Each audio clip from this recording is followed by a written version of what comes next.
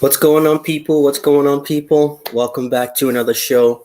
Obviously, this week I haven't released as many videos as I usually do, just because of a few things came up and a few last minute changes. But here I am, back again with another match review. Crystal Palace versus Manchester United. I hope you guys are doing well. I hope everyone is keeping up. Spring is around the corner. The sun is shining, so the lockdowns are officially over, so there is a lot of positives apart from the game. I can say in life there has been quite a bit of positives. So I hope everyone's doing well. Hope everyone's keeping safe. But yeah, let's get straight to it, guys. Crystal Palace nil, Manchester United nil. I kind of sound like a broken record right now. You go back to my match reviews from the past, and it's been the same um, there's been the same criticism from Ole, the same criticism from our performances. It's the same thing every week. It's the same thing every week. The team selection, the way he sets out to play, the decision making, in-game decision makings have just been poor. Once again, you look at the subs. I'm not even going to talk about the performance yesterday because there was absolutely nothing to talk about yesterday. There was absolutely nothing apart from Luke Shaw. I think Luke Shaw was probably our only decent player out there yesterday. Emmanuel Matic, the shot that he took, that was a great. That was the only highlight of the entire game from Manchester United. In 90 minutes, both teams only had one clear chance on goal. That's poor. That's absolutely poor. Everyone's been talking about Martial. Martial. He doesn't run. He doesn't smile. He doesn't do this. He doesn't do that. What did Rashford do yesterday? What did Cavani do yesterday? Greenwood, the better of our strikers yesterday, was the only guy that was at least trying to make something happen. But we all know what happens. Ole subs him off. We're trying to win this game. You're bringing on McTominay. I just don't get it, guys. I really don't get it. I looked at our bench yesterday. To be fair on Ole, there really wasn't anyone to really bring off the bench. We didn't have Van der Beek on. So even if Van der Beek was on the bench, we know Ole wasn't going to play him. Diallo, those are the kind of games whereby you just throw the kitchen sink. You just throw in the kitchen sink and just say, you know what? This is not going our way. The players that I trust are not performing. So maybe I should give Diallo a try. I should give Telles a try. I would have put Telles as a left winger or a right winger. I believe Telles can play wing. He doesn't have to be a left back. Those are the kind of things that Ole needs to start, experimenting, get creative. You can't just show up a whole season of 38 games in the league and just the same lineup, the same formation, the same personnel, the same everything. You're going to get found out. We've been scraping by all season. I've been saying it about our performances. We've been scraping by week in, week out. Whether we play the top six, we play the bottom six, the mid-table team, it doesn't matter. Every game is the same story. Sluggish sideways passing. And then we just kind of hope that Bruno performs. And Bruno has been crap for weeks. Bruno has been crap probably since November. His goals have been letting him off. His numbers have been letting him off. Ole right now is stat padding. 22 games unbeaten away. So who cares? If all those 22 games are all draws, then who cares? Bruno, stat padding. The most assists across Europe. The most goals across Europe. Stat padding. Guys, I've watched football for a long time to understand that stats are very important. Yes, they are a part of the game. But the eye test is very similar to your gut. Just like the saying, trust your gut. Trust your eyes, guys. No one should ever tell me that Bruno is as good as KDB or Bruno is as good as whatever, top midfielder, whether it's Kimmich, Joshua Kimmich. Like name a midfielder. Like Bruno was just basically a Mason Mount with goals, guys. And no disrespect to the Chelsea fans out there that do rate Mason Mount. But guys, man, like we need to start looking at the eye test. Bruno does not pass the eye test. He's been amazing for us this season and last season. He's been a catalyst for what we've developed and what we've built. But guys, we got to start criticizing when it's due. Ole's not helping him out. Play him every game for 90 minutes. Running the kid to the ground. I have nothing against Bruno. I like Bruno, and I think he saved our season. But stop disrespecting the greats that have played this game. From the Zidanes to the Maradonas to the Nedveds to Pirlos. Stop disrespecting the greats that have played this game. And stop disrespecting the ballers that we do have in world football. I'm talking about Bruno Ballon d'Or. Get out of here with that. Get out of here with that, guys. Look at Van de Beek. Hasn't played. This kid has gotten injured off the bench. Our bench is getting injured. Our bench is getting injuries because of lack of game time. He throws them in once in the blue moon. Once every 10 games, Ole throws them on. Guys, it's not good enough. People might say, yes, the board hasn't backed Ole, but the board has spent money, over 200 million pounds. Ole has spent on this team. The recruitments, who has really been successful apart from Bruno? Maguire, a disaster, but Ole keeps playing him. If Pogba was droppable, if Martial is droppable, why isn't Maguire droppable?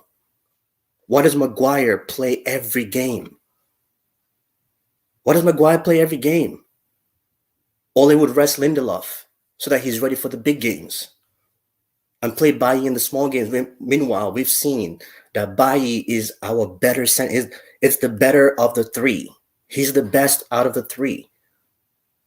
But Ole just refuses to play him when it matters. And then he rests Lindelof. Why not maybe start Bailly and Lindelof? Why is he always Lindelof getting the rest and not Maguire? Yesterday it was Maguire that kept us on for that last minute chance that Crystal Palace had. Luckily, Dean Henderson saved that. It was Maguire keeping us onside. Ole has his favoritism, and it's not good enough anymore. I'm tired of the favoritism. A lot of fans have been ignoring it just because we've been getting the results. The 1-0s, Pogba, Bruno, Rashford, Cavani. Individual players have been bailing us out. So everybody has just ignored how poor this performance is. I cannot remember the last time I actually enjoyed a United game. And this is going before Ole. I can't remember the last time we actually enjoyed a game of Manchester United. Do you guys just support Manchester United just for results? Or do you support the team to see great performance, great football, everything that football has to give you? Not just the results, guys. I'm that fan that even if I was at work and Manchester United playing, win, lose, tie, I'm going to rewatch that game. Because I don't care if we won 5-0, we lost 5-0, we tied 0-0. I don't care. Because I want to rewatch the game to see why we won, why we drew, and why we lost. And I want to see how we can improve on that. That's a true fan. If the fan base is just, just watch United so we can win every game, and as long as we get the result, who cares? And that's not a true fan. That's just a passerby that has nothing better to do than just say, you know what, I'm just going to tune in and watch Manchester United play. But if you're a true fan, you cannot sit and tell me that these performances all season, even the Leeds United game was okay, was decent, even though we trashed them 6-1. The Southampton game, 9-0. But it was boring. It was just lopsided. You could just tell, okay, we had all the cards in our favor, and Southampton got that red card stupidly in the first 2 minutes of the game and just crushed their spirits. Guys, man, we need to start opening our eyes, guys. I've been saying it all season, the biggest sign in the summer, in the next transfer window, is getting a new coach. Not just a new coach, a better coach, guys. Right now, I don't even care about titles. I know a new coach is not going to win us titles. I know that. We're still a couple of players away from winning a title. I get that. But at least I want to see some decent football. I want to see what we're trying to do on the field. Not just a bunch of men running around aimlessly. Oh, Daniel James did well because he scored 3 goals. You know, we talk about Pogba. And, you know, Pogba is a virus. He's a virus. He's this, he's that. Stop feeding into the media antics. Like, look at this team without Pogba. Or a player like Pogba. Look at this team. Yeah, Pogba is going to leave in the summer. Put in the comments, name me a midfielder in world football today that is going to, first of all, want to come to United. They play on Pogba's level. That's going to want to come to United at this current situation. And 2, name me a player who actually has the abilities of Paul Pogba that's affordable for us to buy. Name it. Name. But everyone was so quick to just overlook all the issues he was going through. Lost his dad, COVID, long-term injury. Everyone just chose to ignore that and put this guy on the chopping blocks because there was a guy named Bruno Fernandes that was doing everything. Why not have 2 good players versus 1? Why not have 2 good players versus 1? I said it in the last recording with the Arsenal crew after the game against Manchester United versus Arsenal, and I said, Manchester United, we are currently Arsenal of about 7 years ago, when Arsene Wenger was definitely past his peak, and Arsenal was just buying players from the French league, making top 4. A lot of Arsenal fans were deluded. A lot of Arsenal fans thought that Arsenal was in a good place. But I knew fans of Arsenal that knew that Arsenal was a sinking ship, was an absolute sinking ship. And look at where Arsenal is now once Wenger left. So guys, we are getting there. Stop getting twisted. Stop getting distracted by second place. This second place, yes, the players deserve the second place because the players have worked hard to get us a second place. They've individually gotten us a second place. And I look at these bottom teams. I look at the teams on the bottom half of the table. If they had decent strikers, look at Benteke yesterday. Like, he just needs to retire from world football because the chances that he was missing, I don't understand why he's getting paid to be a professional football player. The same thing happened against West Brom or Fulham. I think it was Fulham, the new guy that they got in the January transfer window. That guy could have been on a hat trick in the first half, missing so many one-on-ones. If that striker was actually a decent striker, we would have been down 3-0. So guys, we've been getting away with a lot of these teams just because they don't have the quality in the final third. They play us out the park. And we don't have defenders that are good enough. And then our goalie loses our number 1 goalie in David De Gea is out of confidence. So guys, imagine if all these teams that we keep facing, imagine if they were more clinical in front of goal. We would not be second. We would not even be in the race for top 6. So guys, man, you got to be careful. Like, we're going down a very bad path, and I said this a while ago. But I was the hater. I was the guy who was, you're always so negative.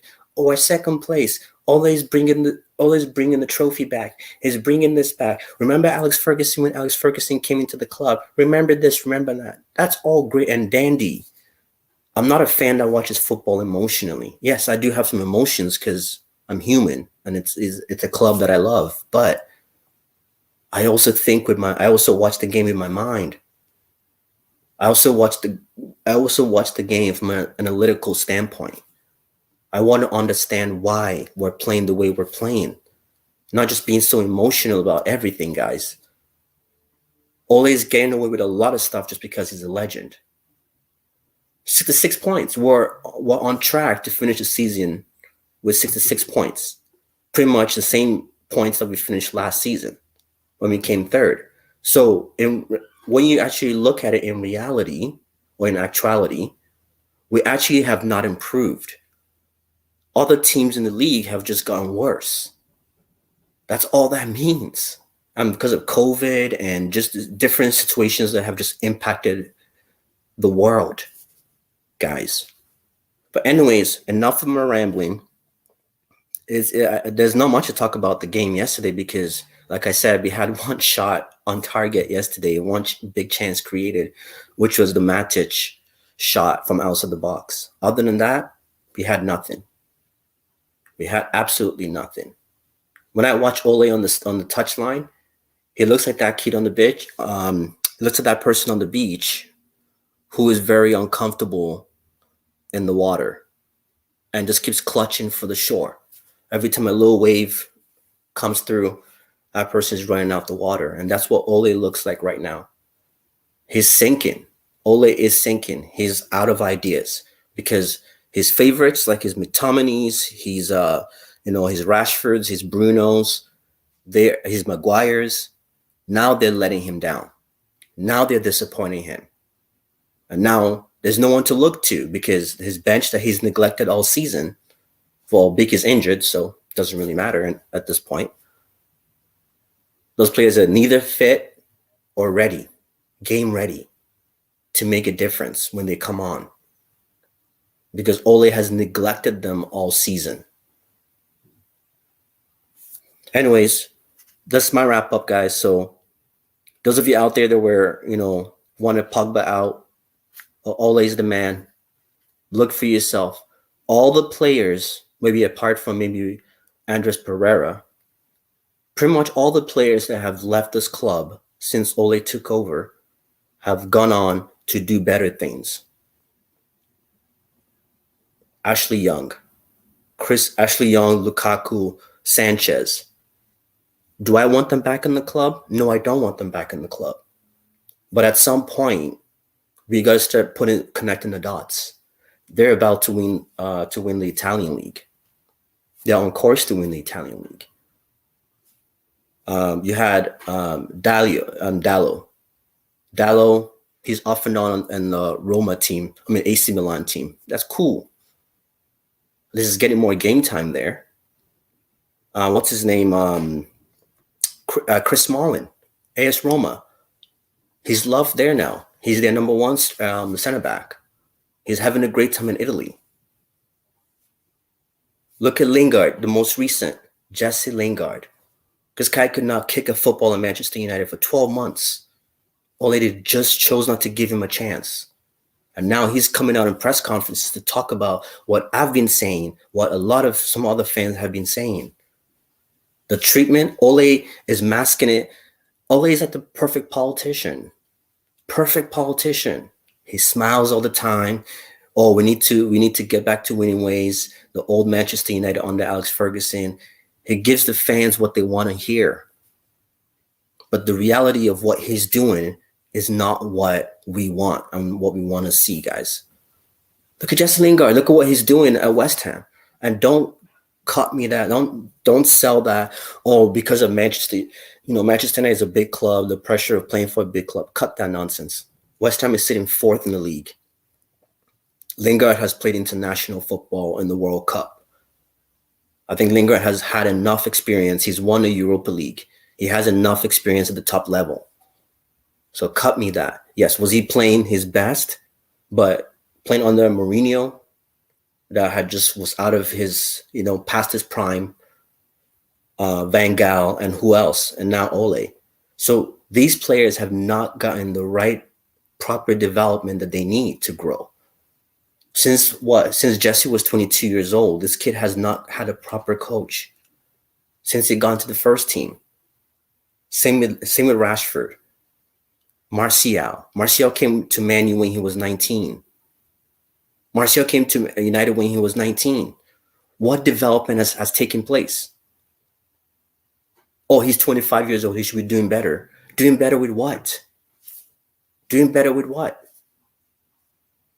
My heart goes out to Mason Greenwood right now. This kid is in his developing years. Sorry, I can't speak today. Is in his developing years. And look at what he's being made to do. At 19, we're relying on a 19-year-old to win us games. You know, he's probably not going to make the England team, but everyone is going to praise Phil Foden. Everyone's going to praise Hudson-Odoi. Now, Saka was in a similar position, but Arsenal seem to have kind of picked up steam. Arteta seems to be figuring out this team a lot better now and understanding what works and what doesn't work for this team that he has. So now Saka is now beginning to produce and is now showing us the quality that he possesses. And then you have Mason Greenwood, chopping and changing. One moment he's on the left wing, the next moment he's on the right wing. He's having to track back and play defense. It's just all over the place, man. And I feel sorry for this kid because he might never fulfill his potential under a coach like Ole and under management like what we have, guys. So anyways, I really appreciate those of you that tuned in to watch. I appreciate those of you that liked the video. Please continue to share, like, subscribe. Yeah, man, this is it, guys. I wasn't upset yesterday. I honestly was not upset yesterday. I watched the game and I just laughed and tuned it off because I'm not surprised anymore, guys. I was saying this when we were still, 21 is coming and everybody was singing, oh, 21 and 21, all that stuff. Don't get me wrong. I got carried away too. I got absolutely carried away. But I always need to back in my mind that this was not going to last. This performances that we've been putting up is not a top 6 performance. Not even a top 6. It's not a top 6 performance, guys. But anyways, this March is going to be a very crazy month for us. We have so many top teams to play. We have City on the weekend, which I'm not looking forward to. And then we go, and then we play AC Milan, and we have some pretty intense lineups coming up. So by the end of March, our season could be over. We could be out of every tournament. By end of March, we could be out of at least the FA Cup and the and basically even the race for top 4. And now we might be looking at by April 1st, we might actually be talking about a race for top 6. So guys, man, it's not looking pretty, but hey, we're fans. We're going to keep being optimistic till the final whistle on the final day. So anyways, guys, it's definitely been a pleasure. It's been fun. Just talking to you guys. There's not much to say, like I said today. I think Ole is just not it. I think now the fan base is beginning to see what I've been saying for a long time, what Rance has been saying for a long time, what a lot of people have been saying for a long time. It's just not good enough. Anybody who is going to sit there and say this is okay, or we're building, or can see what we're trying to build, please message me and try to explain to me what we're trying to build here, because I just don't see it. I might be naive, I might be blind, I might be negative. I just don't see it. I just don't see what we're trying to build here. I just see Ole, the school teacher, and his favorite students on the playground. That's all I can see. I don't see anything what we're trying to achieve. I look at our staffing coach, gives me no confidence whatsoever. The entire staffing coach has less than 10 years experience. Like I don't really understand what we're trying to do.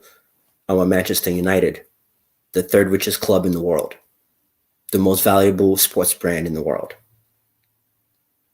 Anyways, guys, it's been a pleasure, like I said. till Sunday with City. I'm predicting at least a 2-0. I'm predicting a 3-0. Predicting it, especially with Maguire and Lindelof for the back. We're definitely going to play very defensive, and I think Ole is just going to put the entire team at the back. At that point, I would probably just rest Bruno because I don't really see what Bruno is going to do in that game. Especially a game against City, where when you get possession, you have to retain it as long as possible. Look at West Ham against City. Look at what West Ham was doing against City. And then you tune on to watch Manchester United, and then we're watching this crap. Anyways, guys, keep your head up. The sun is shining now. The lockdowns are almost over, and I hope you guys continue to stay safe. And till next time, take care.